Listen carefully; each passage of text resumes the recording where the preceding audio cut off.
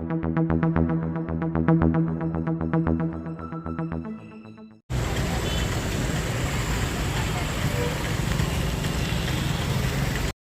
పండగ వాతావరణాన్ని చూస్తూ ఉన్నాం. 10 సంవత్సరాల తర్వాత ఆంధ్రప్రదేశ్లో ఒక పండగ నెలకొనింది. ఈవెన్ ఈ పలమనేరులో దాదాపు 5,000 నుండి 10,000 మంది జనాలతోటి 5,000 నుండి 10,000 మంది జనాలతోటి ఈరోజు షర్మిలక్క సభ మన తిరుపతిలో చాలా ఘనంగా వచ్చేసిందన్న సభకి ఇక్కడ నుండి పలమనేరు నుండి మేమందరూ తండోపతండాలుగా బయలుదేరినాం. ఈరోజు పలమనేరులో గత 10 సంవత్సరాలుగా లేని వైభవాన్ని ప్రతి మనిషి గమనిస్తూ ఉన్నారు, మీడియా గమనిస్తూ ఉంది. ఒక్కసారిగా కాంగ్రెస్ గత 30 రోజుల నుండి ప్రతిరోజు చేస్తూ ఉండే కార్యక్రమాలు అన్నీ కాదు.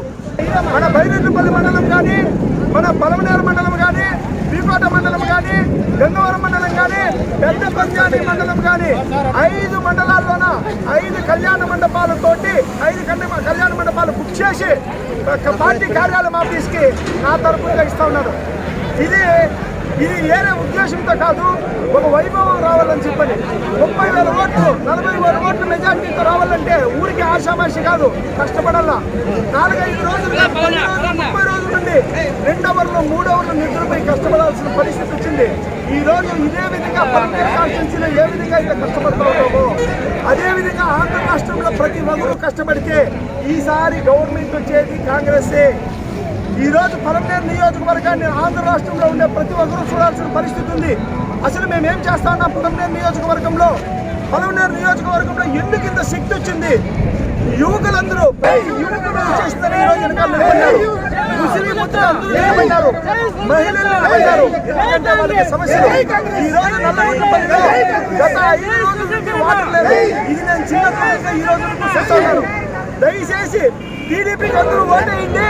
5 రోజులే కదా వాటర్ లేనిది, 5 రోజుల నీకనే కదా వాటర్ లేనిది. నేను చిన్నప్పటి నుంచి చూస్తూ ఉన్నాను. అదేవిధంగా మన వైఎస్ఆర్సీపీకి ఓటేయింది. 10 రోజులు వాటర్ లేకపోతే ఏమంటే మీకు 500, 1000, 2000, 3000 ఓట్ల సమయానికి వస్తాయి. దయచేసి వైసీపీకి ఓటేయండి. అందరూ ఆంధ్రప్రదేశ్లో వాటర్ లేకుండా ఇబ్బంది పడతా ఉండే రైతులందరూ 2 పార్టీలకు ఓట్లేయండి, ఇతర పార్టీలకు ఓట్లేయండి. దయచేసి నేను ఒకటే విన్నవించుకుంటా ఉన్నా, తాగునీరు దేవుడు ఎరుగు, మన సాగునీరు దేవుడు ఎరుగు. తాగునీరుకే కొరత ఉంది. ఈవెన్ మా నల్లగొండపల్లికి ఈరోజు వస్తే 5 రోజులు ఇంకా నీళ్ళు లేవు. పక్కనున్న దండిమిట్లో నీళ్ళు లేవు. ఇట్లా గ్రామాలు ఎన్నున్నాయి ఆంధ్రప్రదేశ్లో, ఎన్నున్నాయి పలమనేరు కాన్స్టిట్యున్సీలో. ఎందుకు ఒక ఇంటికి ఒక కొలాయి ఇవ్వకూడదు? ఎందుకు ఒక ఇంటికి ఒక కొలాయి ఇవ్వకూడదు? ఎందుకు హాట్ వాటర్ ఇవ్వకూడదు? ఎందుకు మంచి ఇంప్రూవ్మెంట్ తీసుకొని రాకూడదు? ఎందుకు కొత్తగా ఆలోచన చేయకూడదు? ఎప్పుడు తిండి తిప్ప భోజనానికి లేకుండా ఉండేదైనా మాట్లాడుకోవాలా? ప్రపంచంలో అతి ధనికులుగా ఉండే ఒక సిటీ ఎందుకు తయారు చేయకూడదు పలమనేరుని? ఎందుకు మనం వచ్చేసిన చెన్నై కంటే వినూత్నంగా ఇంప్రూవ్మెంట్ కాకూడదు? ఎందుకు బెంగళూరు కంటే వినూత్నంగా ఇంప్రూవ్మెంట్ కాకూడదు?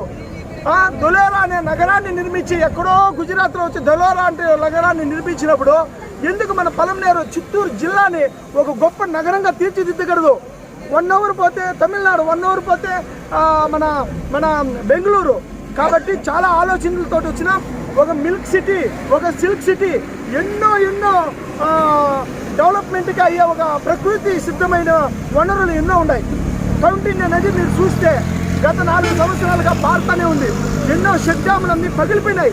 ఆ నీళ్ళని కరెక్ట్గా డంపింగ్ చేస్తే మొత్తము చెరువులన్నీ నింపచ్చు. 5 సంవత్సరాల వర్షం రాకపోయినా ప్రతి రైతు పుష్కలంగా వ్యవసాయాన్ని చేసుకోవచ్చు. తాగునీరు అన్ని. ఇప్పుడు మన పెద్ద చెరువు తీసుకుంటే ఎందుకు ఉద్యానవనం చేయకూడదు? పలమనేరు చెరువుని మేము చిన్నప్పుడు 20 సంవత్సరాల నుండి ఇప్పుడు వరకు ఆ పలమనేరు చెరువు గతి చూడలేకుండా ఉన్నాం. పలమనేరు శుద్ధి కావాల్సి ఉంది.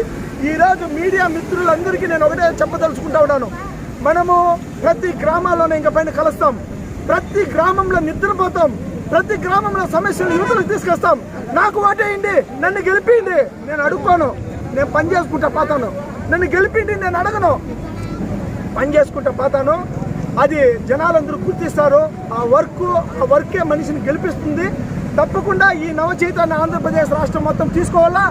అంతా కాంగ్రెస్ పక్షం ఎట్లయితే కర్ణాటకలో వచ్చిందో, ఎట్లయితే తెలంగాణలో వచ్చిందో, తప్పకుండా ఆంధ్రప్రదేశ్లో షర్మిలమ్మ సీఎం అయి తీరాలి. సిరిమలమ్మని సీఎంగా చూడాలి. ఆ రాజశేఖర రెడ్డి బిడ్డ రాజశేఖర రెడ్డి వైభవాన్ని కాంగ్రెస్ పార్టీని తీసుకొస్తుందని గట్టిగా విశ్వసిస్తూ ఈ బీవీఎం శివశంకర్ పలమనేరు నియోజకవర్గం. Thank you.